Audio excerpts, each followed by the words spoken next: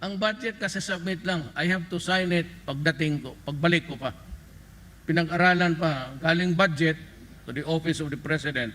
The Office of the President is not the budget. So, ang legal ko magbasa uli. Ngayon, pagka talagang tagilid yan, I will outright veto the entire budget. He's lying. And he's lying because he knows perfectly well that that doesn't ever happen. Sa kasaysayan ng buong Pilipinas, hindi pinapayagan na magkaroon ng item ang GAA nang hindi nakalagay kung ano yung project at saka ano yung gastos.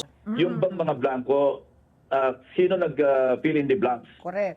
Kung yung mga blanco sa BICAM report, doon sa Senate version, na siya ring, I assume, na BICAM report ng House, napila pa nito, noong pinrint yung enrolled bill, dapat bagsakan ng sisi rito, yung House. Kasi ang nagpiprint ng enrolled bill, House hindi naman Senate eh.